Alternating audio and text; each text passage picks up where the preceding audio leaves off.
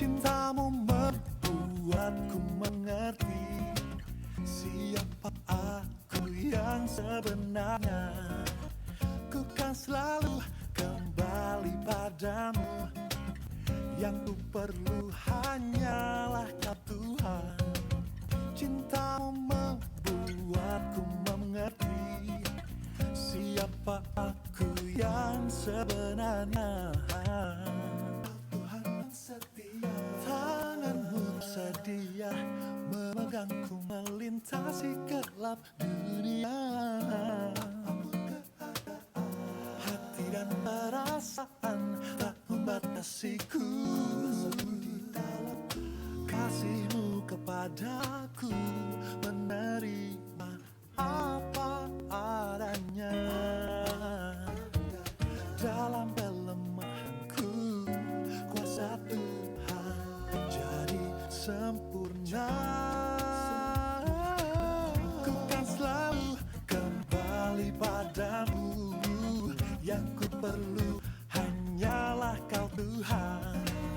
Cintamu membuatku mengerti siapa aku yang sebenarnya. Ku selalu kembali padamu. Yang ku perlu hanyalah Kau Tuhan. Cintamu membuatku mengerti siapa aku yang sebenarnya.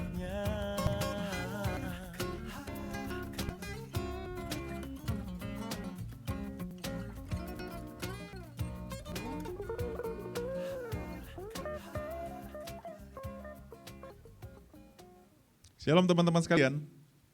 Shalom. Waduh, dingin-dingin kayak begini enaknya apa? Tidur. Tapi jangan tidur ya.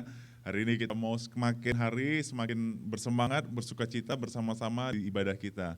Ini pada duduk di belakang semua, yuk maju dulu ke depan yuk yang di belakang. Ayo semuanya.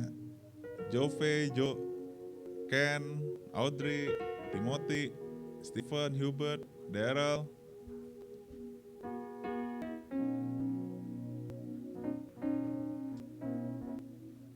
Nah, maju bro.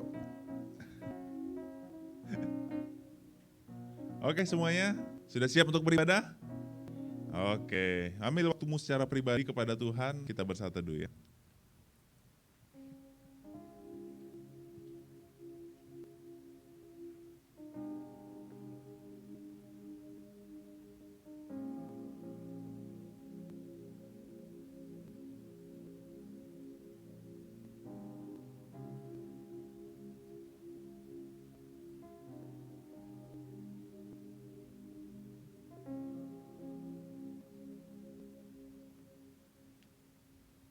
Amin. Mari kita bangkit berdiri bersama-sama.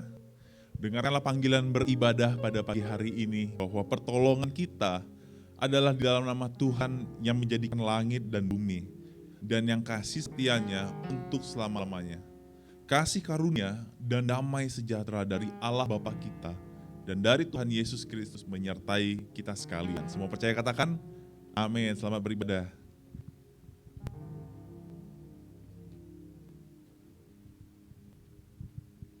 Shalom teman-teman. Shalom. Masih kurang semangat sekali lagi. Shalom. Shalom. Puji Tuhan. Gimana kabarnya minggu hari ini, baik? Baik. Kita ganti deh. Udah biasa nih kalau ditanya gimana kabarnya, baik. Sekarang kalau aku tanya gimana kabarnya, luar biasa. Yes, yes, yes. Oke? Oke ya. Sekali lagi ya. Gimana kabarnya minggu hari ini, baik? Luar biasa. Yes, yes, yes. Beri kemuliaan untuk Tuhan. Kita percaya kalau Tuhan kita itu dahsyat, Tuhan yang hebat. We can do all things with Him. We can do anything. Kita mau kasih sorak-sorai buat Tuhan. Kita mau katakan nothing is impossible. Kita mau tepuk tangan buat Tuhan hari ini. Amin.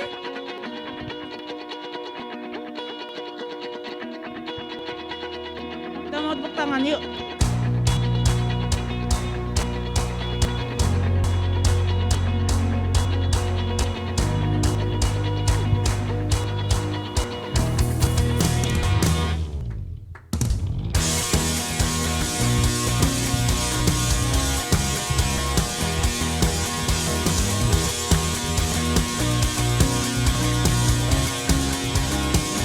sing, I'm not gonna live by what I see. By what I see. Not gonna live by what I feel. Deep down I know that you're here with me. I know that you can do anything. We wanna say through you. I can do anything. I can do all things. For it's you give me strength. Nothing is impossible to you. Thine eyes are open. Strongholds are broken. I am living by faith. Say nothing is impossible.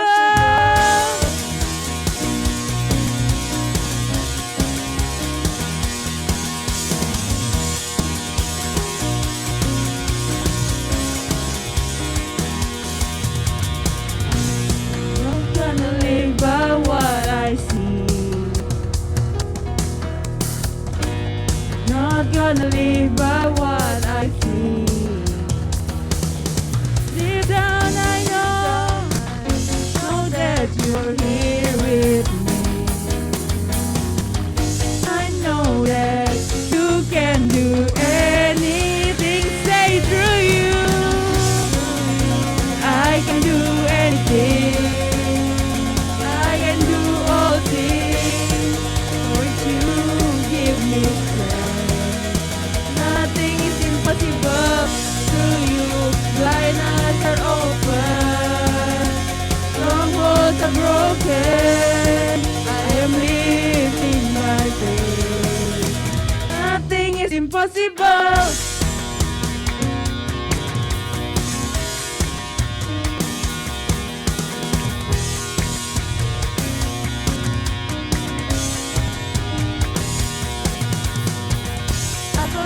I believe, I believe, I believe in you. I believe, I believe, I believe, I believe in you. I believe, I believe, I believe, I believe in you. I believe, I believe, I believe, I believe in you. I believe, I believe.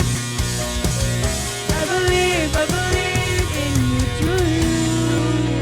I can do anything. Oh, I can do all things. 'Cause you give me strength. Say nothing is impossible.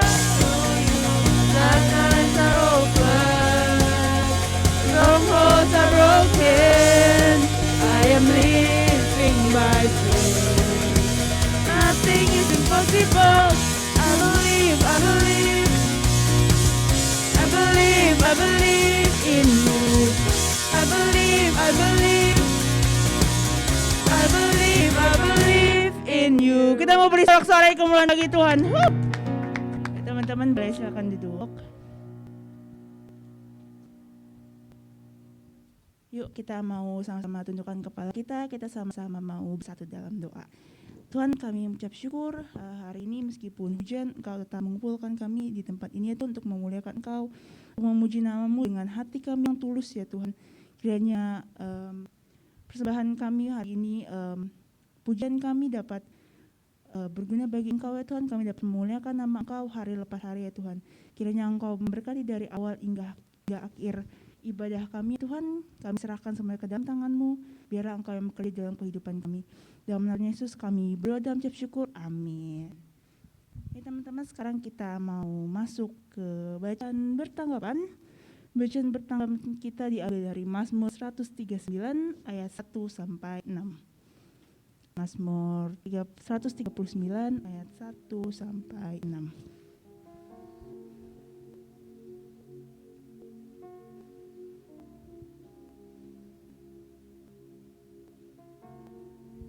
Sudah dapat teman-teman? Untuk mekanisme pembacaannya kita bakal baca bareng-bareng, oke? Yuk kita mau baca Mazmur 139 ayat 1 sampai 6. Untuk pemimpin biduan. Mazmur Daud. Tuhan, Engkau menyelidiki dan mengenal aku. Engkau mengetahui kalau aku duduk atau berdiri. Engkau mengerti pikiranku dan menjauh. Engkau memeriksa aku kalau aku berjalan dan berbaring. Segala jalanku Kau maklumi. Sebab sebelum lidahku mengeluarkan perkataan, sesungguhnya semuanya telah Kau ketahui, ya Tuhan. Dari belakang dan dari depan Engkau mengurung aku, dan Engkau menaruh tangan-Mu ke atasku. Terlalu ajaib bagiku pengetahuan itu. Terlalu tinggi, tidak sanggup aku mencapainya. Demikianlah Injil Tuhan. Ya teman-teman, sekarang kita mau masuk ke khotbah. Sometimes teman-teman pernah gak sih berpikir kayak atau nanya sama Tuhan gitu secara pribadi, sebenarnya apa sih yang Tuhan mau di dalam kehidupan kalian gitu? What He wants you to do in your life gitu. Karena seringkali kita doing something yang itu bukan kemauan Tuhan gitu. Terus nanti pas hasilnya gak sesuai our expectation, terus kita blaming Him, kita nyalain Tuhan atas apa yang terjadi dalam kehidupan kita. Padahal kalau kita berdoa sama Tuhan, kita nanya sama Tuhan, Tuhan apa sih yang Tuhan mau dalam kehidupan kita gitu. Kita berdoa sama Tuhan, Tuhan kiranya yang terjadi dalam kehidupan kami itu seperti yang Engkau ingini gitu, seperti jalan Engkau, seperti yang Engkau mau gitu. Jadi kita sama-sama hari ini mau naikkan satu pujian seperti yang Kau ingini.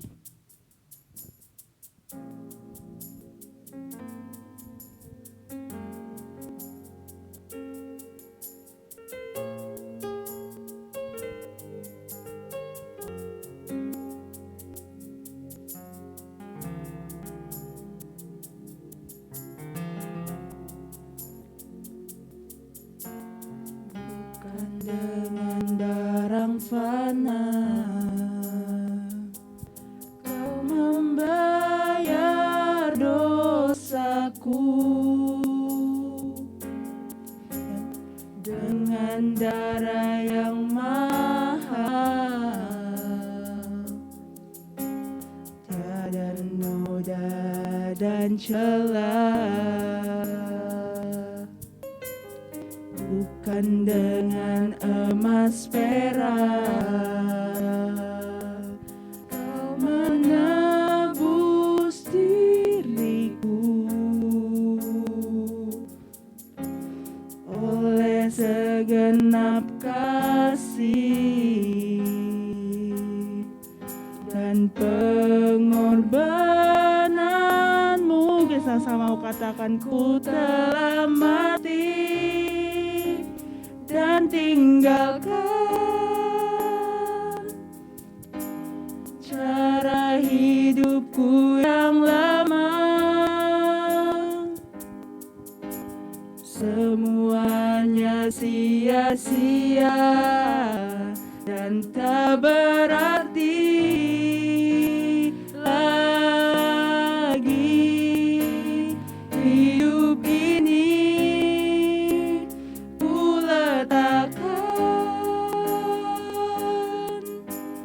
Pada mezbah-Mu ya Tuhan, jadilah padaku seperti yang Kau ingini. Kita mau naikkan pujian ini satu kali lagi, kita mau katakan,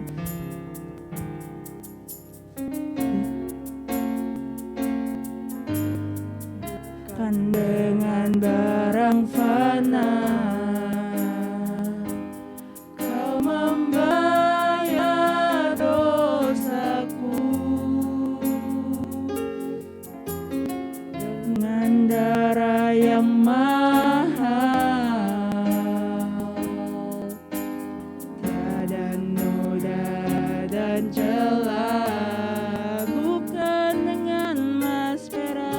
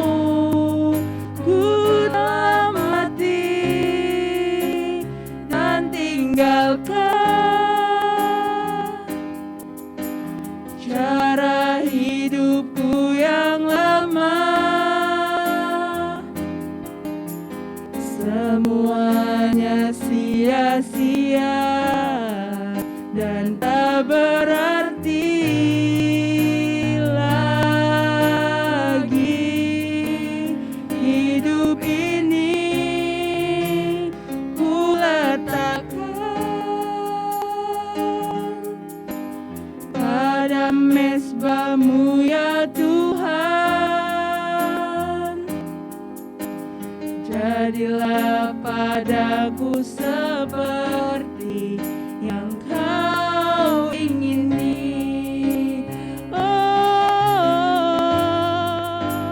telah mati dan tinggalkan cara hidupku yang lama. Semuanya sia-sia dan tak berarti lagi.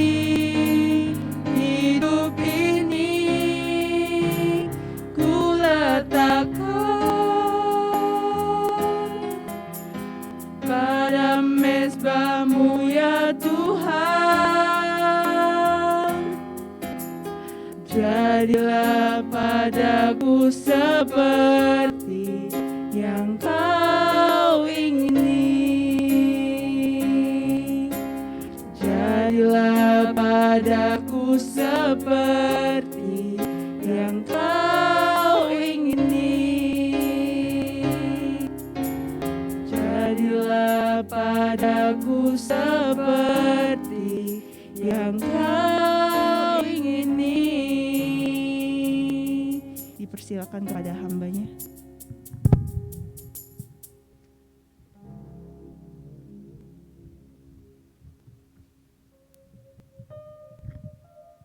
Mari kita berdoa bersama.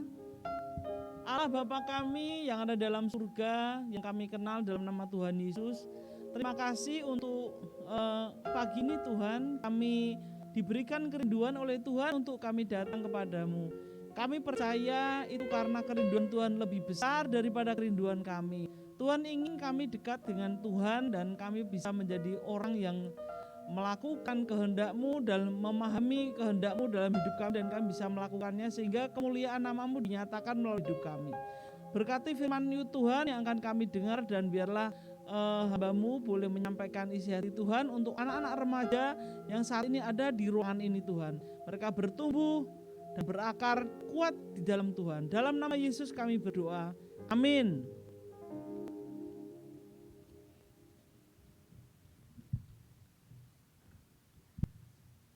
Salam semuanya. Saya buka masker saya ya. Sayang saya udah pakai lipstik, kalau pakai ini nggak kelihatan, ya kan? Waktu bulan yang kapan saya khotbah sini masih sedikit, sekarang banyak ya. Saya cari anak saya mana sih, kelas 6 SD itu masuknya di mana?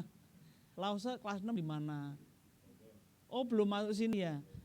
Saya takut loh kalau anak saya di sini ntar dia buka kartu mamanya ya. Untung dia nggak ada di sini. Hari ini saya diberi kesempatan untuk menyampaikan firman Tuhan yang luar biasa, sola scriptura ya, kembali pada Alkitab, kembali pada Bible. Terlebih sekarang saya lihat banyak pengajaran yang miring-miring. Bukan hanya sekarang sih, dulu juga udah banyak yang miring-miring ya. Tapi hari ini kita mau belajar kembali ke Alkitab. Sebelum saya khotbah tadi, saya lihat WL-nya luar biasa loh. Dia pujian sampai celananya sobek ya. Coba perhatikan, disobek loh. Saya saking semangatnya, kalian jangan kalah ya. Yang duduk di sini juga harus lebih semangat dong. Yang WL aja sampai sobek, kemana yang WL-nya hilang? Saya pernah satu hari ikut acara persekutuan persemian di rumah seorang pengacara ya. Dia panggil pemusik gereja dari gereja yang berlabelnya tuh, pokoknya label gerejanya itu pemusiknya, WL-nya keren-keren semua. Dipanggil, disewa, kan pengacara, duitnya banyak ya, sewa tuh. WL-nya semua udah, semua nyanyi, sorak-sorak, jingkrak semuanya. Yang tamu undangan juga ikut semua sorak-sorak, padahal udah tua-tua. Pemusiknya apalagi jangan tanya, muda-muda kayak Theo semua.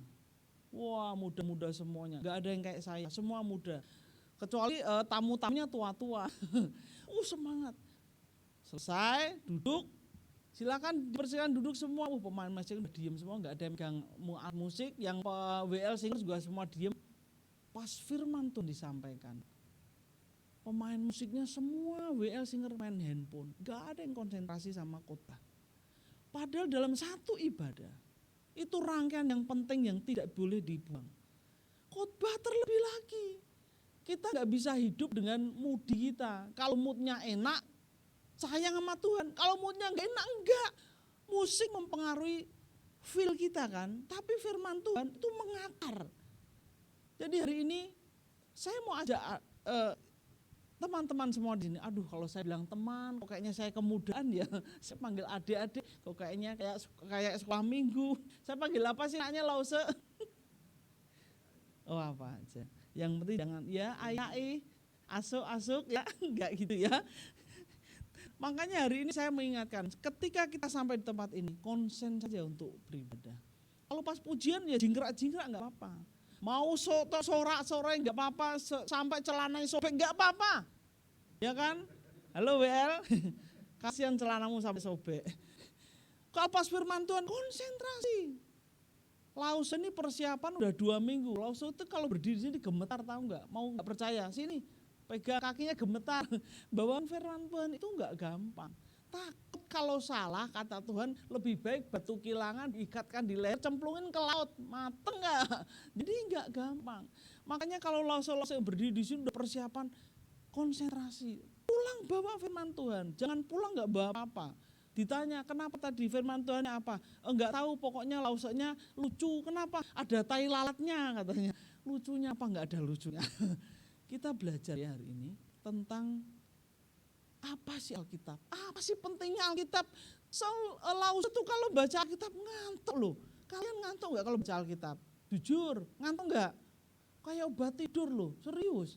Lagi matanya seger kalau lihat handphone, ya, lihat Instagram, lihat Facebook, mata Laus itu gede. Pas baca Alkitab, kok kayak disemprot, angin sepoi-sepoi gitu, pengennya tidur.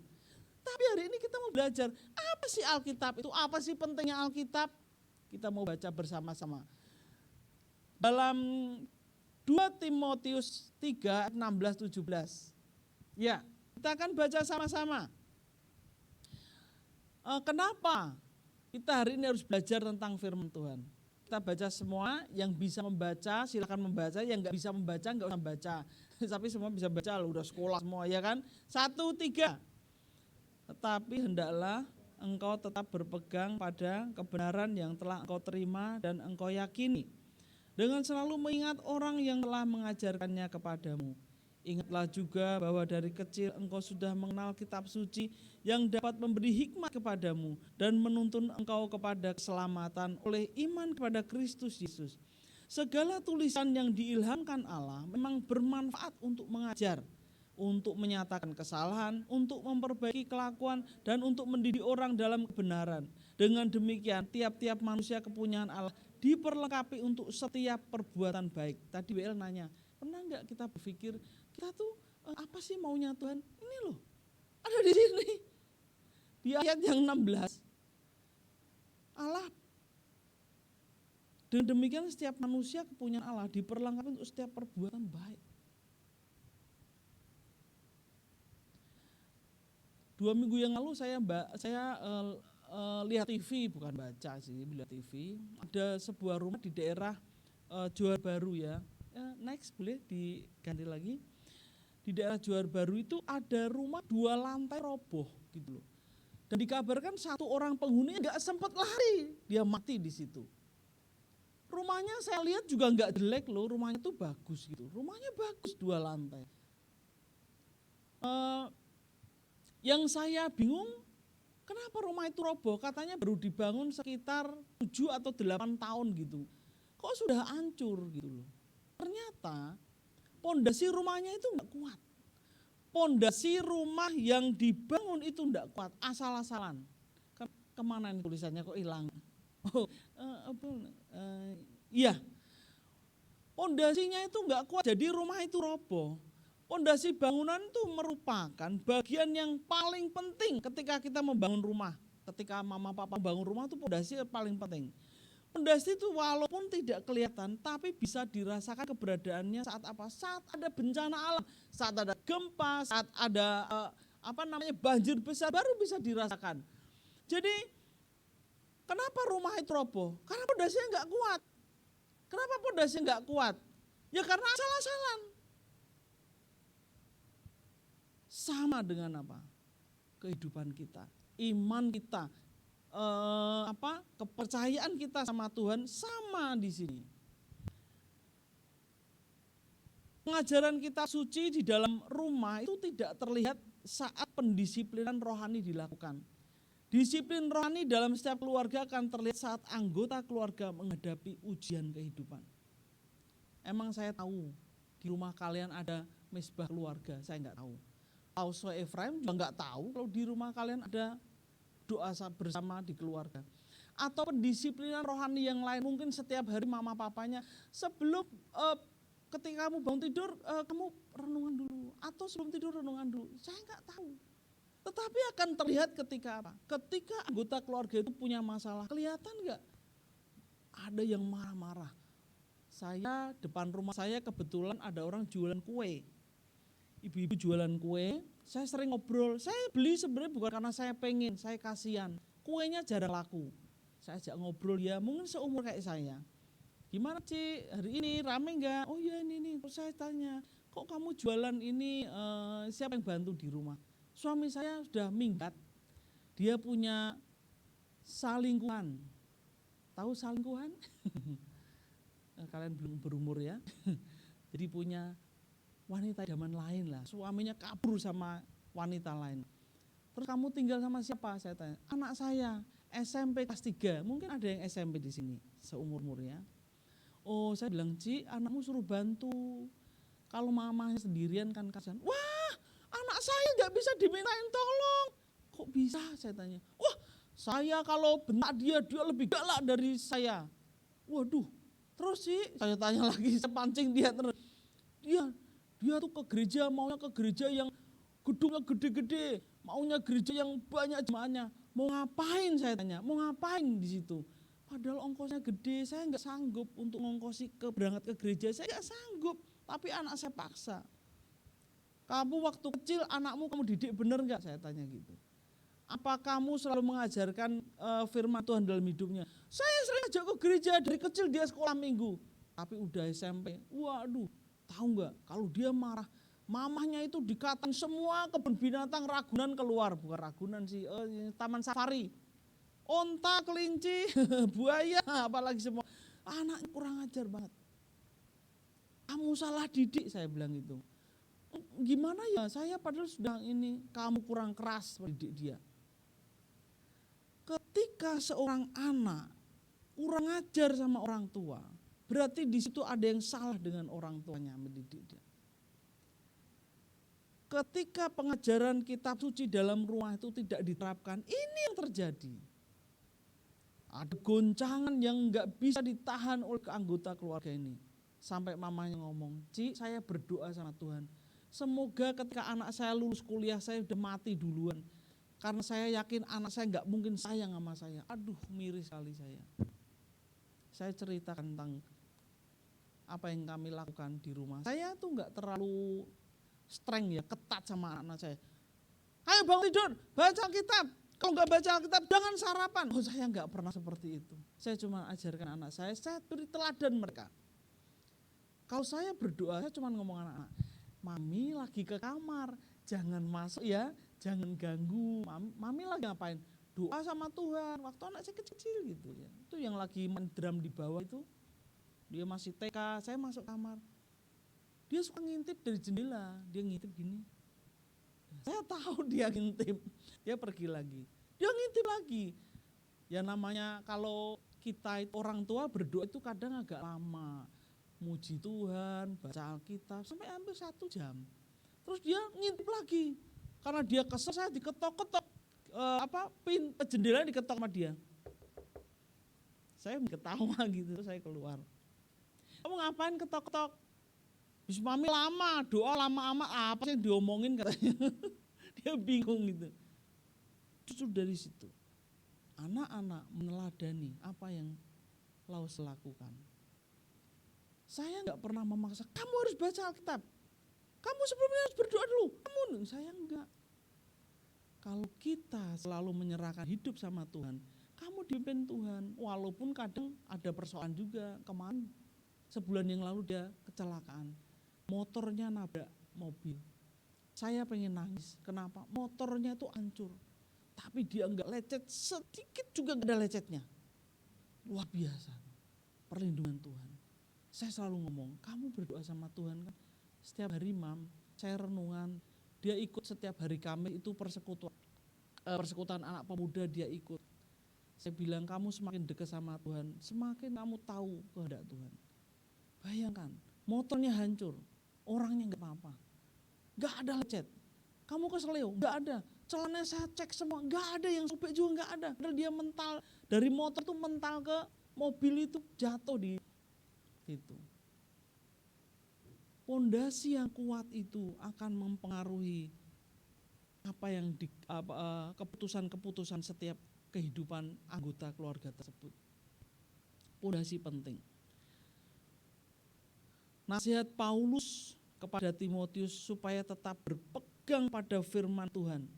Ayat 10 berkata bahwa tetapi engkau mengikuti ajaranku, cara hidupku, pendirianku, imanku, kesabaranku, kasihku, dan ketekunanku. Pegang firman Tuhan. Pegang kuat-kuat apa kata Tuhan. Pertanyaannya, kenapa sih Alkitab itu begitu penting bagi Timotius, bagi Lause? Lause masih terus belajar. Lause masih belajar. Buat semuanya teman-teman di sini. Kenapa sih Alkitab itu begitu penting? Kita gali bersama-sama di sini. Yang pertama, ayat 15. Ingatlah juga bahwa dari kecil engkau sudah mengenal kitab suci yang dapat memberi hikmat kepadamu dan menuntun engkau kepada keselamatan oleh iman kepada Yesus Kristus. Kalau yang pernah dengar Lause pernah khotbah dulu, Lause bukan lahir dari orang Kristen. Mamanya Lause orang seberang, maksudnya orang Muslim. Papanya Lause orang Konghucu. Anaknya tahu sendiri anaknya jadi apa. Hah? Anaknya jadi apa coba? Ada yang Kristen enggak? Mungkin enggak ada anaknya yang Kristen. Impossible kan? Itu seperti lagu tadi. Nothing is impossible. Tapi luar biasa. Semua sekarang jadi Kristen semua. Mama saya udah meninggal tapi dia udah Kristen. Papa saya juga udah Kristen. Dimulai dari mana? Dari cicik saya. Dulu dia diajak sekolah minggu sama tetangga. Tetangga saya Muslim banyak sekali satu gang tuh Muslim banyak sekali. Tapi ada yang Kristen, dia diajak sekolah minggu. Di situ perubahan perubahan kehidupan keluarga kami mulai kelihatan. Alkitab membawa kita kepada keselamatan. Kebenaran yang diyakini Timotius berasal dari mana? Dari kitab suci. Timotius bisa terus-menerus tinggal dalam kebenaran kitab suci karena apa? Dia mengingat, dia mengetahui. Tadi Paulus berkata, ingatlah bahwa dari sejak kecil. Lalu dikatakan bahwa kamu harus mengetahui siapa yang membawa kamu pada keselamatan.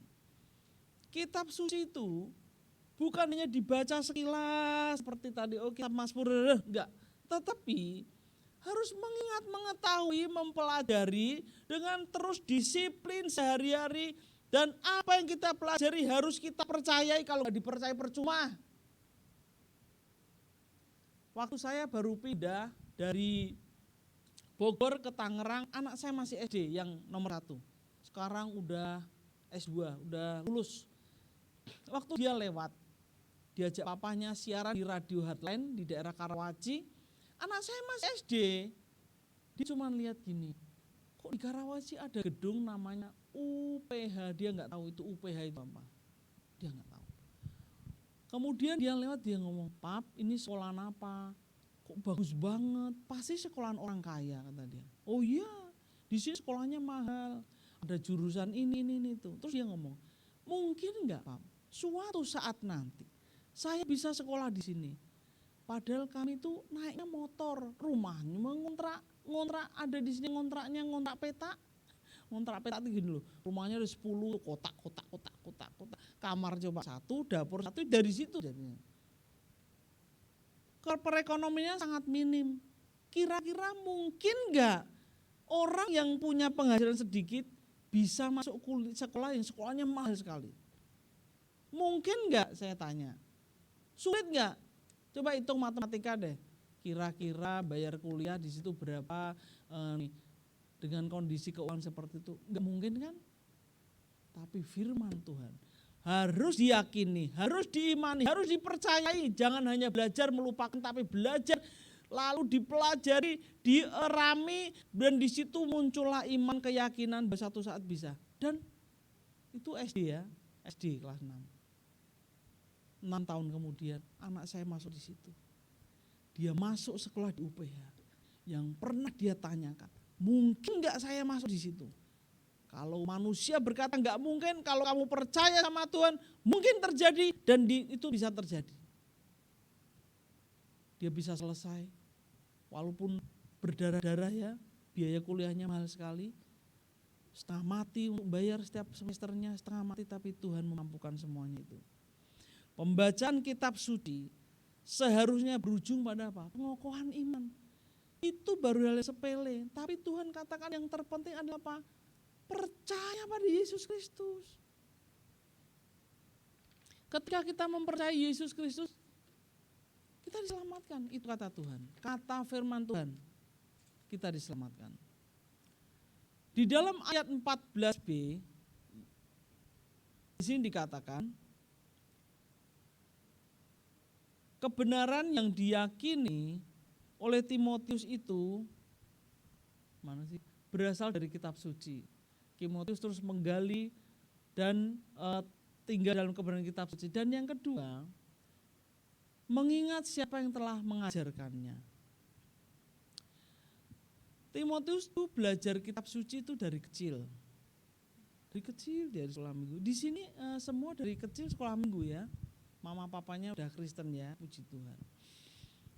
Dan yang luar biasa, Timotius itu dalam ayat 14 dikatakan bahwa tapi hendaklah engkau tetap berpegang pada kebenaran yang telah engkau yakini, yang engkau dengan selalu mengingat orang yang telah mengajarkannya kepadamu. Dari kecil neneknya mengajarkan kitab suci, ibunya mengajarkan kitab suci, papanya enggak. Papanya enggak, karena papanya bukan orang Yahudi. Ayahnya itu orang Yunani. Jadi di situ ada perbedaan budaya, sama keluarga Lause itu ya. Ada perbedaan budaya dalam keluarga Timotius gitu. Jadi kalau ada perbedaan bangsa, perbedaan agama, itu akan terjadi konsep religius juga yang berbeda di situ. Oh luar biasa loh, Timotius itu masih muda, tapi bersyukurnya dia itu pegang keyakinan mamanya sama neneknya itu kuat banget gitu loh. Masih muda kok, seumur-umur kalian. Saya pelajari umur berapa sih Timotius jadi muridnya Yesus itu, jadi muridnya Paulus maksud saya. Itu sekitar umur 16 ya, 15-16 gitu loh. Masih muda seumur kalian gitu. Luar biasa enggak? Saya ingat pertobatan, bagaimana saya bertobat, saya ingat gitu. Cici saya kan sudah sekolah minggu, terus sampai dia gede, sampai sekarang dia masih Kristen. Itu dia menempelkan stiker di lemari. Di kamar kita itu ada lemari. Itu ada stiker di situ. Yohanes 3:16. Apa bunyinya Yohanes 3:16? Ada yang tahu enggak? Hah? Yohanes 3:16? Hah? Ada yang tahu enggak? Enggak ada. Enggak ada yang tahu. Karena iya, ayat penting itu, karena begitu kasih Allah ke dunia, mengawalkan anak yang tunggal. Gambarnya itu Yesus pegang domba kecil. Setiap hari saya lihat itu. Buka lemari kan ganti baju sehari 2 kali kan. Sebelum buka lihat dulu itu. Apa sih Yesus megang domba saya gitu. Di ruangan yang sama ada tulisan itu. Di situ juga tempat saya melakukan ibadah saya. Buka gitu ya, alas. Di situ tulisan itu. Enggak pernah berpikir saya satu hari saya bisa bertobat karena tulisan itu. Di depan ruang tamu itu ada gambarnya Dewi Kwan Im. Jadi karena kita tuh keluarga campur-campur, jadi di ruang tamu ada Dewi Kwan Im, Dewa Langit ya, ada tempat sembayangan, semrawut, carut marut di keluarga Lause gitu. Setiap kali saya lihat tulisan itu enggak ada apa-apanya, biasa aja, datar-datar aja, enggak ada yang menyentuh hati saya, enggak ada. Karena begitu, sore lagi. Tapi sekali lagi firman Tuhan itu punya kuasa. Lause bisa bertobat. Lulus SMA, saya tuh gak dapat kerjaan. Saya cuma ngomong gini, Yesus, katanya kamu Tuhan. Kalau kamu Tuhan kasih saya kerjaan, masa saya lulus nganggur? Mana saya orang susah, mama saya nggak punya duit, saya kan pengen bantu mama saya. Sambil saya nyetel lagunya, lagu-lagu rohani punya cici saya. Saya ingat saya ingat tulisan itu, saya ngomong, saya sambil nangis, saya itu jarang nangis, tapi itu bisa nangis loh. Nangis terus. Seminggu kemudian, tahu nggak? Saya benar-benar dikasih kerjaan loh. Saya omongin Tuhan, saya mau kerja di sebuah kantor. Saya ngomong itu detail sekali. Di kantor yang banyak temennya itu jangan yang gini-gini. Saya sebutin ini. Jadi ini kalau bisa kerjaannya jangan jauh-jauh ya Tuhan. Saya bisa naik motor deket. Tuhan tuh saya atur loh. Kurang ajar Malause ini ya. Dikasih sama Tuhan loh. Tepat seperti apa yang saya omongin padahal saya belum bertobat waktu itu. Tapi benih firman Tuhan itu sudah tertanam di sini. Dan Lause meyakini itu jawaban Tuhan Yesus. Lalu saya pergi ke gereja diam-diam. Alat saya beribadah saya bungkus, saya kasih tetangga. Buat lu aja. Lu enggak lagi ke sono, enggak, udah beda aliran. Lause rajin loh ke gereja. Kan malu pagi-pagi teman-temannya, biasanya kamu ke musola tiba-tiba enggak pernah musola ngapain lu. Jadi kalau situ bawa kantong plastik, tas sepatunya masukin kantong plastik, saya masukin ke belakang baju saya, pakai sendal jepit jalan. Mau kemana? Main, saya bilang gitu. Padahal ke gereja setiap minggu, enggak ada yang kenal di gereja. Di gereja juga enggak ada yang nyapa saya, tahu enggak? Sedih saya. Enggak ada yang nyapa saya. Jadi ini sekalian ya. Kalau ada orang baru sambut, kasihan dia sendiri. Saya sendiri nyanyi nggak bisa, duduk sendiri di paling pojok ya kayak anak-anak tiri ya pojok sana, diem nyanyi berusaha, padahal nggak tahu. Firman Tuhan menuntun kita pada iman keselamatan pada Tuhan Yesus. Dan yang berikutnya Timotius berhasil meneladani gurunya.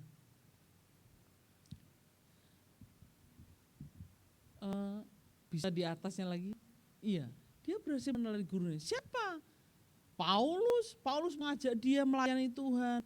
Makanya dia katakan seperti ini. Tetapi engkau telah mengikuti ajaranku, cara hidupku, pendirianku, imanku, kesabaranku, kasihku, dan ketekunanku. Oh luar biasa Timotius bisa mengikuti apa yang dilakukan oleh Paulus. Timotius bisa mengikuti padahal dia masih muda.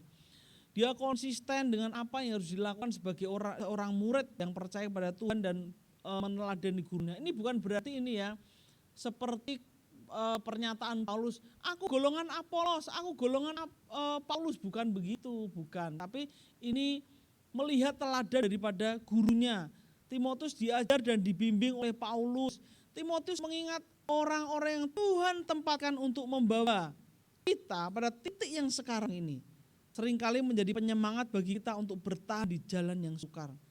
Saya mau ngomong sama teman-teman semua di sini. Ikuti teladan Lause ya.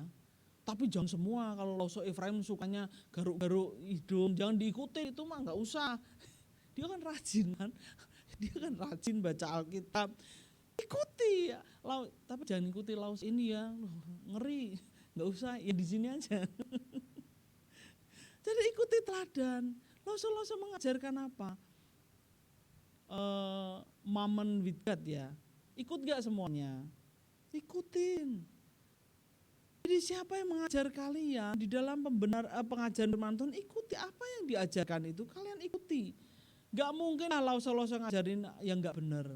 Ya pernah gak Lause ngajari, kamu tuh udah gede, cari cewek sana, kan gak mungkin. Ya kan ngajari pasti benar semua, pasti bagus semua gitu. Kamu cowok masa gak ngerokok, itu gak Lause, gak mungkin kan, pasti dia ngajari yang bagus-bagus. Ikuti teladan orang yang membimbing kita sampai di titik ini, ikutin teladan dia. Luar biasa Timotius. Makanya dia bertumbuh. Bahkan dia bertumbuh dan bisa mengenal kitab suci. Dan dia dituntun untuk percaya kepada Yesus karena apa? Karena orang-orang di sekitarnya yang terlalu mengajarkan hal-hal yang baik di mana Tuhan menginginkan Timotius percaya pada Tuhan Yesus. Yang kedua, kenapa sih Alkitab begitu penting? Oh, ada lagi satu lagi, hidup di dalam budaya belajar. Orang Israel itu luar biasa. Ketika Timotius kecil, dia kan orang Yahudi. Dia umur 8 hari disunat, kemudian langsung diajarkan tentang firman Tuhan. Jadi orang Israel itu kalau punya anak lahir umur 8 hari langsung dibacain kitab suci loh. Setiap hari. Luar biasa. Bagaimana kalau mama papanya nggak bisa baca?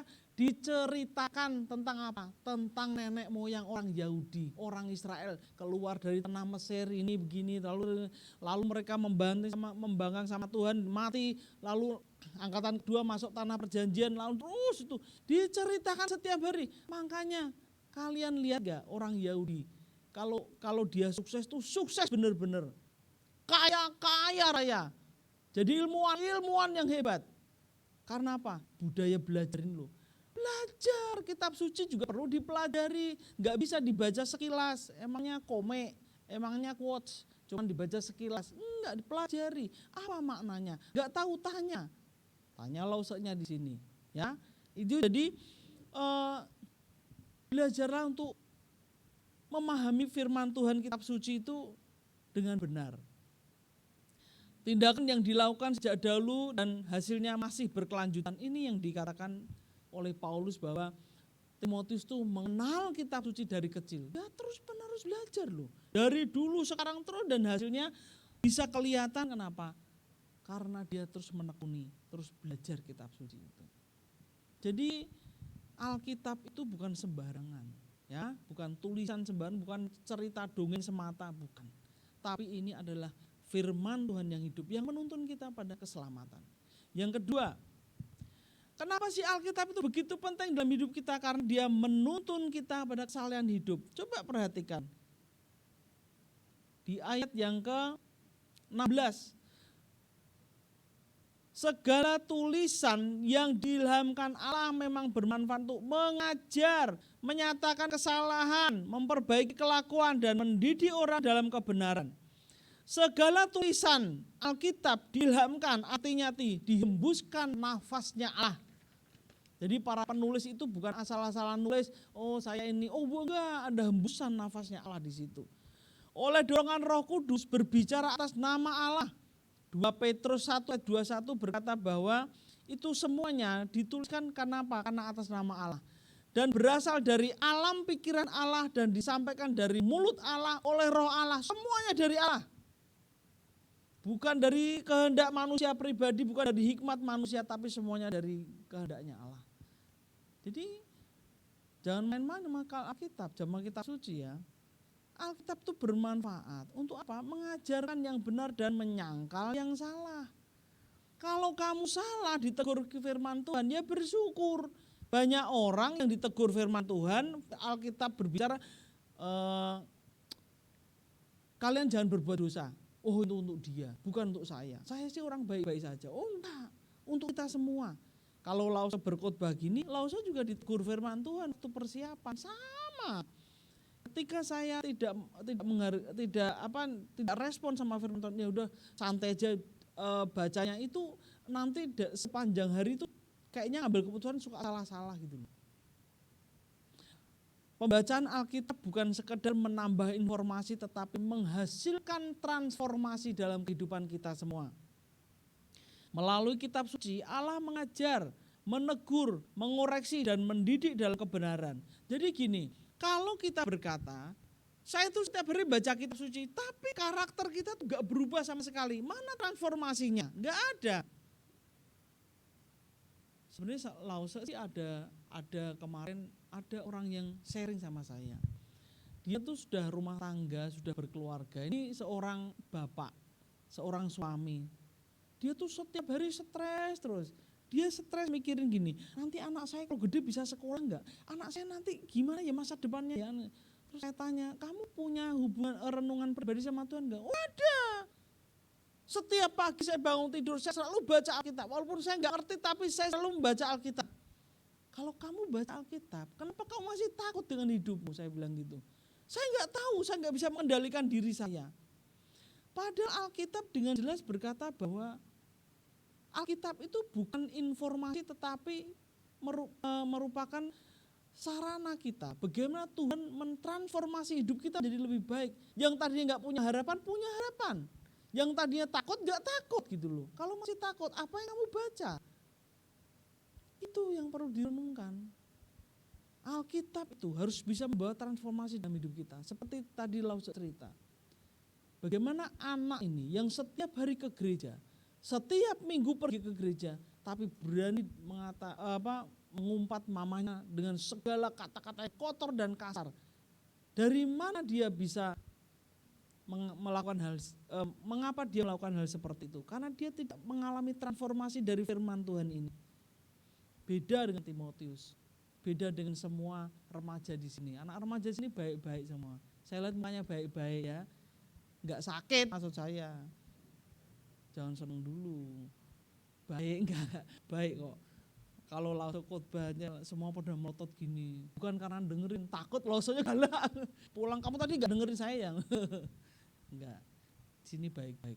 Jadi saya miris gitu, mirisnya kenapa? Anak masih SMP, belum punya power lu itu, belum punya duit lu, belum kerja lu itu, tapi sudah berani begitu kasarnya sama mamanya.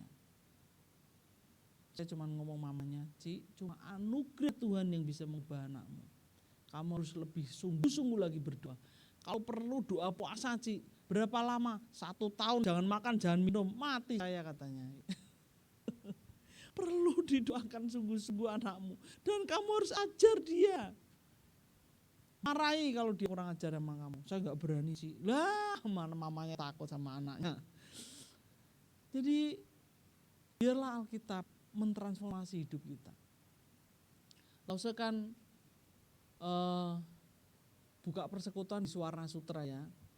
Dari cabang GKI sini, doakan Lause kalau nanti dibuka bisa jemaat-jemaat lebih banyak. Nanti kan juga cikal bakalnya ada anak remaja juga di situ, ada pemuda di sekolah minggu. Jadi nanti juga semakin repot di situ ya. Nah, di situ waktu Lause pertama kali bulan Desember ke situ masuk, Lause tuh bingung loh, pelayan di Suwarna ini. Lause kan nggak ada yang kenal, satu pun nggak ada yang kenal. Setiap hari tahu nggak Lause sama suami saya ngapain? Keliling naik mobil, pergi, cuman muter-muter, tumpang tangan, Tuhan Yesus, tunjukkan kasih karuniamu. Ya tumpang tangan mau apa lagi, gak ada yang kenal. Paling ada orang lewat, ya gitu masa. Mau persekutuan gak? Oh digorok saya sama orang itu. Jadi cuman naik mobil, ini ada klaster apa? Tumpang tangan. Tuhan, berikan jiwa-jiwa di klaster ini, saya sebutin di sini. Besok datang lagi, begitu lagi. Sampai suatu hari, di situ ada kolam renang kan, ada fasilitas renang, ya kita berenang di situ, berenang. Jadi kalau berenang langsung sok kenal sok dekat dong, harus gitu. Gimana pendekatan sama orang? Tinggal di mana? Oh di situ. Orangnya itu nyantol ternyata. Dia punya anak masih SD, kelas 5, papanya antar anaknya. Terus kita ngobrol-ngobrol, iya tentang corona. Ya kalau kita masih diberi hidup hampir ini, berarti Tuhan punya rencana buat kita kok. Saya bilang, iya betul Cik. Iya udah, terus pulang. Besoknya kok, kan saya tanya dia namanya siapa, saya lihat di grup. Lause gini-gini pengurus RT loh, jangan salah loh. Percaya nggak kalian Lause pengurus RT? Kok kayaknya kalian nggak yakin mukanya kelihatan? Lause pengurus RT. Jadi saya tahu nih orang ini tinggal di mana, saya punya data. Sebenarnya dulu mau calonin jadi RT, cuman kata orang-orang itu kayaknya galak, janganlah pengurus aja katanya. Tahu saya lihat HP-nya, saya kontak dia. Yang kontak suami saya, bukan saya. Dia laki-laki, nanti dipikir saya genit. Suami saya kontak sana. kok nanti malam kita ada persekutaan, datang nggak? Oke, sukacita saya tunggu sampai jam 11 malam nggak datang loh. Saya udah seneng sukacita nggak datang. Besok minggu jangan kendor, hubungi lagi. Dulu kan Jumat, kok nanti malam jangan lupa ya. Oke, nggak pernah muncul, nggak datang sampai jam berapa, sampai saya tunggu jam 9 nggak datang. Saya bilang sama saya, datangi rumahnya, didatangi sama suami saya. Sama ada tetangga depan rumah yang masih sudah ikut persekutuan, dia datang. Diajak ngobrol seru. Akhirnya pulang suami saya bawa kabar sukacita, saya senang sekali. Mam, minggu depan, ini kan hari Jumat. Besok Sabtu dia minta didoakan usahanya. Puji Tuhan, saya bilang gitu. Dan sampai detik ini, orang itu yang rumahnya kita pakai untuk persekutuan. Waduh, tadinya dia bersaksi begini. Dulu tuh saya nggak suka persekutuan. Kayaknya orang-orang persekutuan itu munafik semua. Kalau pas persekutuan, ya puji Tuhan. Tadi belakang ngomongin kelemahan kita masing-masing. Di sini lain kok, saya bilang itu. Kalau yang ngancam-ngancam, kita sikat saja. Maksud saya, enggak, kita harus potong kebiasaan-kebiasaan seperti itu. Dan ketika kita persekutuan, tahu enggak, terjadi transformasi dalam hidup mereka. Anak-anaknya semua melayani, yang cewek itu main keyboard. Istrinya bagian apa? Istrinya bagian enak, ini saya seneng. Bagian masak. Puji Tuhan. Jadi kalau di situ tuh saya tuh makan enak ya. Jangan ngiri ya. Istrinya pinter masak loh. Orang Medan kebetulan. Masak. Jadi istrinya kebagian pelayanan masak. Anaknya main piano. Anaknya yang kecil itu kalau kita lagi berdoa, Tuhan amin. Makanan udah penuh semua. Anak yang kecil suka bagiin makanan. Semua melayani. Suaminya juga melayani. Dari mana? Alkitab yang dibacakan, yang diajarkan setiap minggu itu mengena dalam hatinya dan membuat transformasi dalam hidupnya. Dan dia percaya bahwa kalau saya melayani Tuhan, saya menyenangkan hati Tuhan. Luar biasa. Pada masa sekarang ini banyak orang-orang Kristen kosong pikirannya tentang prinsip-prinsip ilahi. Bahkan orang Kristen terlempar keluar dari sendi-sendi kehidupan rohaninya oleh dosa dan penyelewengan. Banyak orang Kristen tapi tidak hidup seperti apa yang dikatakan Alkitab dan apa yang harusnya dilakukan sebagai orang percaya. Tetapi engkau, kata Paulus mengingatkan pada Timotius, berdirilah teguh. Jangan hiraukan dorongan untuk ikut arus betapa hebat pun tekanannya. Walaupun demi karir, kemapanan sosial dan material. Biarlah firman Allah menjadikan kita ini manusia kepunyaan Allah. Tetap setia sebab ia akan menjadikan kita matang dan dewasa di dalam Kristus. Itu tujuan hidup kita. Itu tujuan Alkitab. Membuat kita menjadi orang-orang kepunyaan Allah yang diperlengkapi untuk melakukan perbuatan yang baik. Kita berdoa bersama. Kami bersyukur Tuhan untuk firman-Mu yang hidup dan kami ingin menghidupi firman-Mu dalam hidup kami. Berikan kami roh-Mu yang terus mendorong kami untuk meyakini dan mengimani firman-Mu yang luar biasa dalam hidup kami. Dan kami mau percayai sehingga firman-Mu mengubah hidup kami menjadi orang yang berguna bagi orang lain, terlebih lagi untuk memuliakan nama-Mu di dalam kehidupan kami. Terima kasih Tuhan Yesus. Kami serahkan anak-anak-Mu remaja di tempat ini. Apapun yang terjadi dalam kehidupan mereka, biarlah mereka tetap berdiri teguh, memilih Tuhan dan tidak meninggalkan kebenaran-kebenaran-Mu dalam hidup mereka. Kami bersyukur, sebentar kami akan pulang, biarlah kami membawa karakter Tuhan hidup dalam karakter kami. Di dalam nama Yesus kami bersyukur dan berdoa, amin.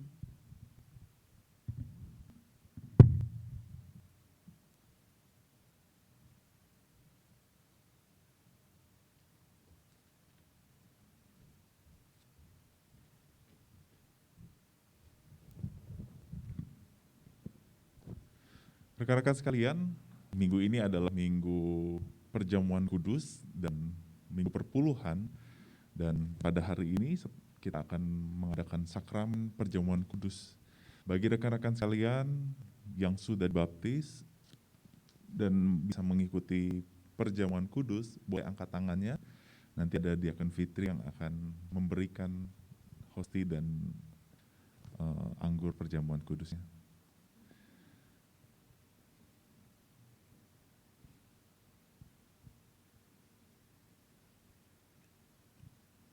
yang sudah dibaptis, sudah di-CD, baik di gereja kita di Pinangsia ataupun dari gereja luar, kalian boleh angkat tangan atau bangkit berdiri. Silakan bangkit berdiri teman-teman untuk mengambil.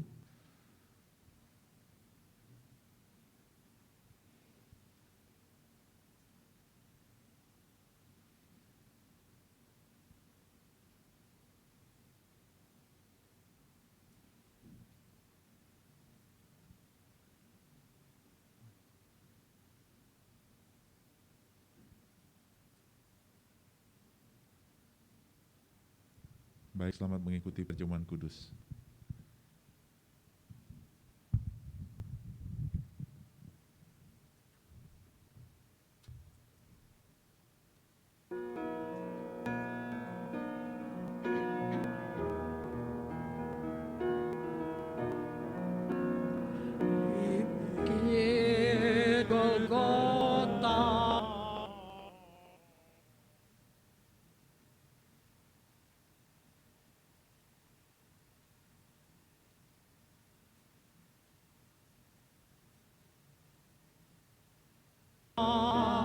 Nampaklah salibmu, matahari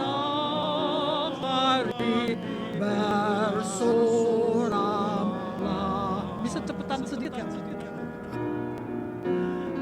Yesuslah.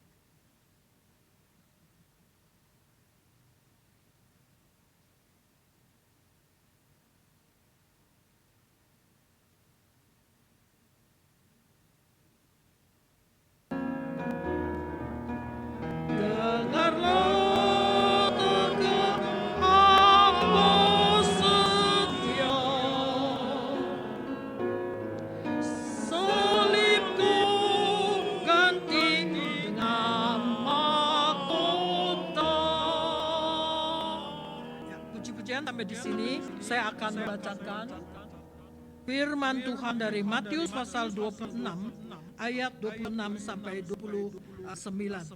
Dan ketika mereka sedang makan, Yesus mengambil roti, mengucap berkat, memecah-mecahkannya, lalu memberikannya kepada murid-muridnya dan berkata, "Ambillah, makanlah, inilah tubuhku." Sudah itu ia mengambil cawan, mengucap syukur, lalu memberikannya kepada mereka dan berkata, "Minumlah kamu semua dan cawan ini dari cawan ini, sebab inilah darahku, darah perjanjian yang ditumpahkan bagi banyak orang untuk pengampunan dosa. Akan tetapi aku berkata kepadamu, mulai dari sekarang aku tidak akan minum lagi hasil pokok anggur ini sampai pada hari aku meminumnya, yaitu yang baru bersama-sama dengan kamu dalam kerajaan Bapakku." Ya, jadi perjamuan kudus ini adalah didirikan oleh Tuhan Yesus. Ya, jadi tiap kali kalau kita bersiap mengambil perjamuan kudus ini adalah memperingati kasih sayang Tuhan Yesus kepada kita. Ya, jadi perjamuan kudus ini disiapkan untuk jemaat ya, yang sudah dibaptis atau sudah CD. Jadi kalau di antara kita belum dibaptis atau belum di CD, sementara jangan terima dulu. Ya, jadi nanti pada suatu hari ya, saudara sudah dibaptis di CD, barulah kita sama-sama menerima perjamuan kudus ini. Tapi kalau yang sudah baptis di gereja yang lain, bukan di Pinangsia, boleh kita sama-sama menerima perjamuan kudus ini. Ya, jadi setiap kali, jadi kalau kita sudah ambil perjamuan kudus ini, kita buka ya, kita mempersiapkan hati, kita berdoa. Ada yang belum dapat? Nanti majelis akan angkat tangan. Saudaramu semua udah.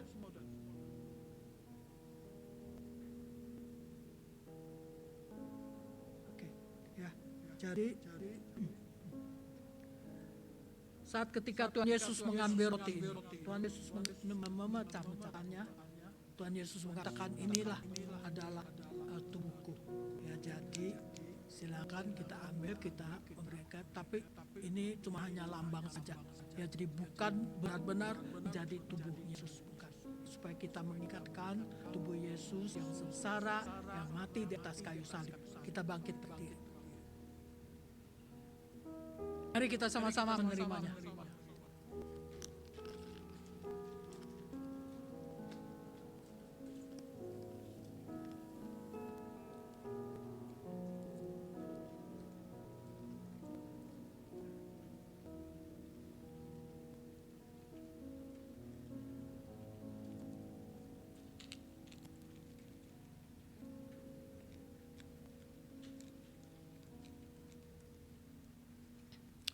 Setelah itu, Tuhan Yesus juga mengambil cawan. Tuhan Yesus mengatakan ini adalah darah Tuhan Yesus. Ya, jadi kita memperingati Tuhan Yesus mati di atas kayu salib, mencucurkan darahnya ya, untuk menebus dosa-dosa kita. Sehingga kita sekarang jadi bebas, jadi tidak dicengkeram oleh dosa dan juga tidak dicengkeram oleh iblis. Mari kita sama-sama menerimanya.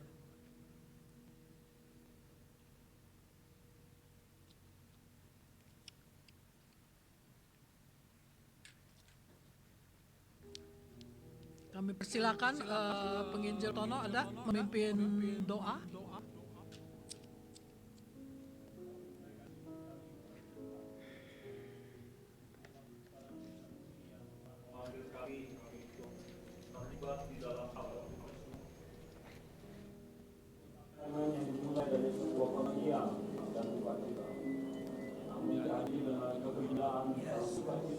Tebusan kami dari dosa. Bukan supaya kami kembali hidup di dalam dosa dan bergembira di dalam Tuhan, tetapi supaya kami hidup di dalam kemenangan dan terus menjadi berkat, menjadi orang-orang berpartisipasi di dalam menghadirkan kerajaan Allah di tengah dunia ini. Sehingga gereja atau kami ini Tuhan boleh dilihat oleh dunia bukan menjadi bagian yang terus menghidupi kebutuhan dan keinginan dunia, tetapi menghidupi hal-hal yang berhubungan dengan kerajaan Allah. Dan itu ya Tuhan, setiap kali kami mengingat akan sakramen ini, maka tolonglah kami Tuhan untuk selalu mengingat juga akan panggilan kami untuk menjadi orang yang hidup kudus, berkenan di depan Allah, menjadi orang-orang yang mempersembahkan hidup kami secara baik dan benar, mempersembahkan hidup yang kudus yang berkenan di hadapan Allah, sehingga melalui kami ya Tuhan, dunia boleh merasakan terang dan garam.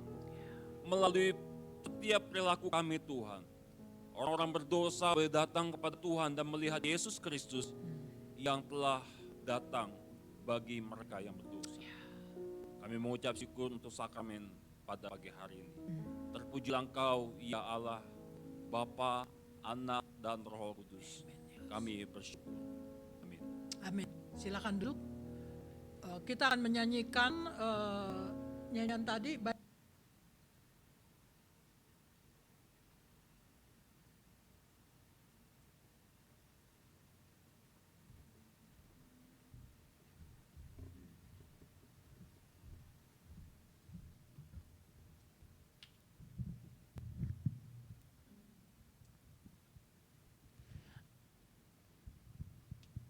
Yuk teman-teman semuanya kita boleh bangkit berdiri, kita mau menyatakan iman percaya kita seturut dengan pengakuan iman rasuli.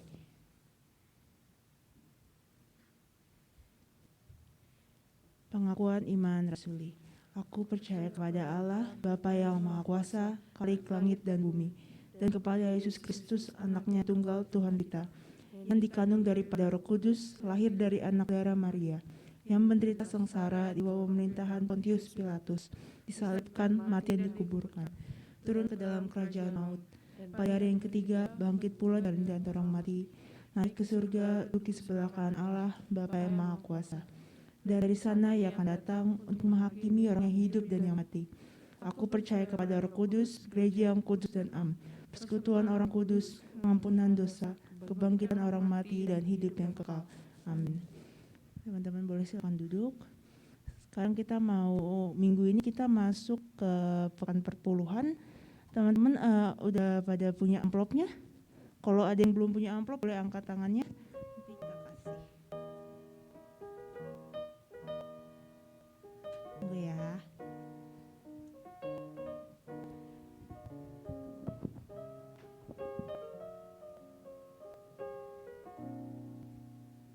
Boleh angkat tangannya lagi teman-teman yang belum punya amplop.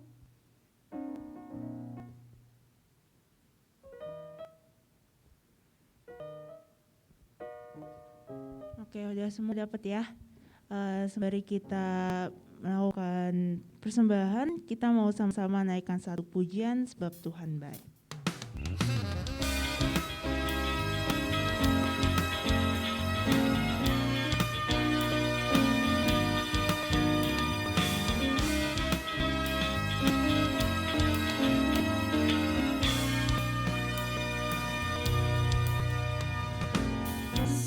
Gerbangnya bersyukur dengan penuh pujian, bersuka di hadiratnya, nyanyi besar dan agung namanya, puja tiuplah sangkakala, musik dan tarian,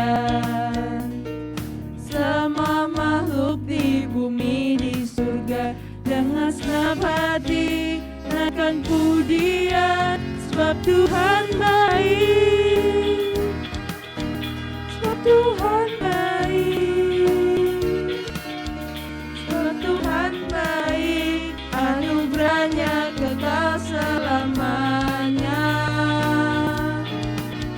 sebab Tuhan baik, sebab Tuhan baik.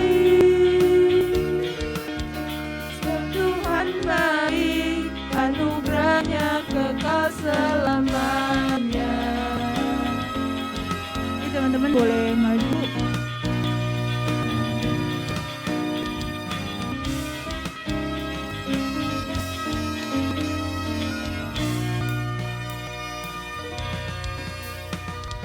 Yesus Kristus Allah Tuhanku, pencipta segalanya, datang sujud di hadapannya, angkat tanganmu, naikkan pujian, puji dia tiuplah sangkakala, musik dan tarian,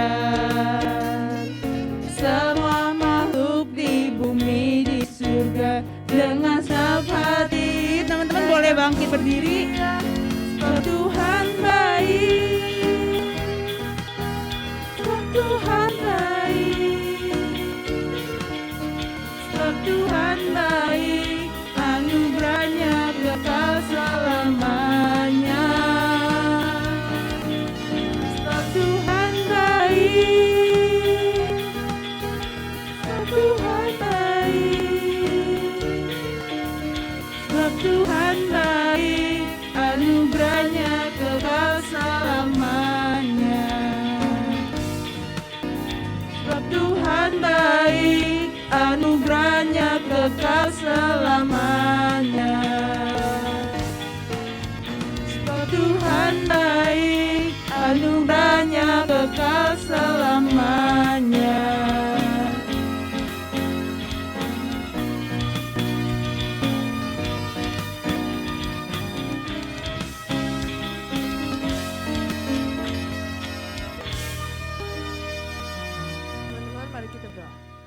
Tuhan, terima kasih Tuhan atas berkat pada hari ini kami dapat mendengarkan firman-Mu. Sekarang kami sudah memberikan apa yang kami punya. Tuhan berkati agar persembahan ini dapat berkenan di hati Tuhan. Terima kasih Tuhan, dalam nama Tuhan Yesus kami sudah berdoa. Amin.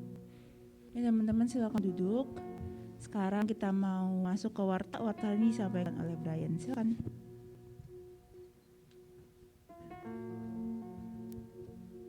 Shalom semuanya, apa kabar? Baik? Baik? Oke, puji Tuhan. Oke, kita masuk ke waktu untuk minggu ini. Jadi selamat datang bagi teman-teman yang sudah hadir di ruangan ini. Bagi teman-teman yang pertama kali hadir, adakah hari ini? Sepertinya teman-teman harus sudah kenal semua ya di ruangan ini. Udah teman-teman lama semua. Saya juga mengingetin bahwa ibadah kita dilakukan setiap hari Minggu dimulai pada jam 10 pagi. Dan semua sekarang sudah dilakukan secara onsite. Mungkin nanti kita hanya menayangkan rekaman ulang di YouTube saja. Next. Special thanks kepada Lause Ana yang telah memberkati kita dengan firman Tuhan pada hari ini. Semoga Tuhan memberkati Lause dan juga keluarga. Masuk untuk warta minggu depan untuk tanggal Minggu 9 Oktober tahun 2022. Tema yang akan disampaikan adalah Sola Fide dan yang akan disampaikan oleh Lause Efraim Setiawan. Oke. Next, reminder that we have morning devotion bahwa setiap harinya di grup WhatsApp Teens Remaja, Lause Tono, Lause Dian dan juga Lause Efraim akan menyampaikan morning devotion. Jadi bagi teman-teman yang belum join di grup WhatsApp, langsung aja kontak saya ataupun penelat lain ada di sini. Marilah kita bersama-sama mulai hari kita dengan renungan pagi. Next, ini adalah sosial media Teens GKP Pinangsia. Untuk di Instagram ada @pinangsians dan untuk di YouTube ada Teens GKP Pinangsia. Seperti disinggung tadi oleh Lause Ana juga, kalau di YouTube kita nih ada A Moment with God. Jadi bagi teman-teman yang belum tahu atau belum nonton, setelah ibadah ini boleh langsung cek di YouTube kita ya. Next, masuk ke pengumuman tambahan. Nah, setelah ibadah ini akan diadakan rapat bagi teman-teman digital ministry yang melayani di digital ministry. Jadi bagi teman-teman yang melayani jangan pulang dulu ya, nanti kita ada rapat sebentar aja. Next, kita juga mau sampaikan bahwa persembahan kita sudah dilakukan secara normal. Jadi bagi teman-teman jika mau memberikan persembahan, boleh ambil amplop yang sudah disediakan di meja depan sebelum masuk ruangan.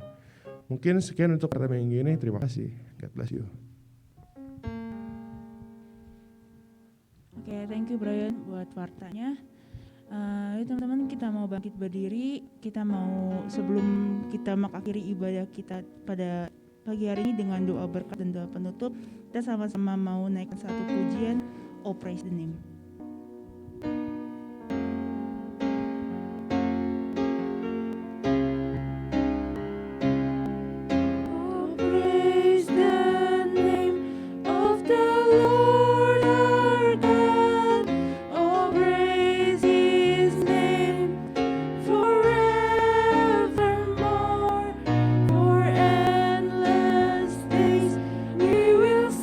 Sing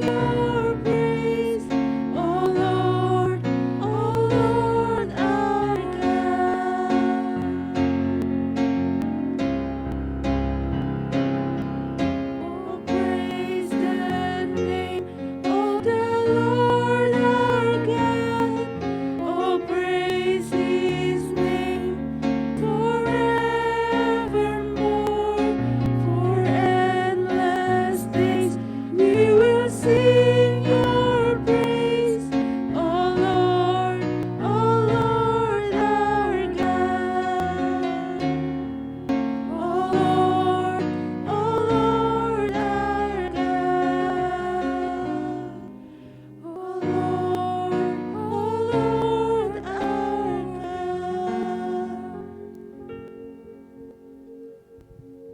Tuhan, kami bersyukur untuk ibadah pada pagi hari ini, mengingatkan kami sekali lagi untuk hidup dalam terang firman Tuhan. Terima kasih Tuhan, Engkau memberikan kami Alkitab sebagai fondasi dalam setiap kehidupan kami. Terima kasih Tuhan untuk iman yang terus diteguhkan melalui cerita Alkitab, kebenaran firman Tuhan yang membawa kami semakin hari semakin dekat dan mengenal siapa Tuhan. Tuhan, biarlah kiranya Tuhan hidup kami pun juga serupa dengan apa yang Tuhan ajarkan, yaitu menyatakan terang Kristus yang sesungguhnya di tengah kehidupan kami, di tengah pelayanan kami, dan sekolah kami, pekerjaan kami. Mampukan kami Tuhan, bukan hanya sebagai seorang anak yang berstatus seorang Kristen, tapi kami menunjukkan integritas kami. Kami menunjukkan hidup kami yang menyatakan kebesaran Tuhan. Bapa, kami berdoa bagi bangsa dan negara kami. Biarlah Tuhan sendiri yang menolong dan memampukan dalam setiap jajaran pemerintah yang mengerjakan setiap bagian-bagiannya bagi kemajuan negara kami. Berkati juga yang pandemi COVID yang masih saat ini belum selesai, Tapi kiranya Tuhan menolong dan memberkati, memampukan kami juga untuk tetap waspada di dalam setiap kehidupan kami, dalam berinteraksi dan dalam kami bersosialisasi. Berkati kami Tuhan di dalam setiap sekolah kami, dalam tugas tanggung jawab kami, baik kami yang ujian, mengerjakan setiap tugas-tugas kami, dan kami yang berkomunitas di sekolahan kami, biarlah Tuhan menolong kami, memampukan kami agar kami juga menjadi terang dan saksi Kristus dimanapun kami berada. Berkati kehidupan kami dan berkati keluarga kami. Kami ingin mengakhiri ibadah ini dengan membawa berkat daripada Tuhan. Tuhan memberkati engkau dan melindungi engkau. Tuhan menyinari engkau dan wajahnya dan memberi engkau kasih karunia. Tuhan menghadapkan wajahnya kepadamu dan memberi engkau damai sejahtera di saat ini sampai selama-lamanya. Semua percaya katakan, amin. Silakan duduk teman-teman sekalian. Silakan bersaat teduh, sampai jumpa di ibadah kita di minggu yang akan datang. Tuhan Yesus memberkati.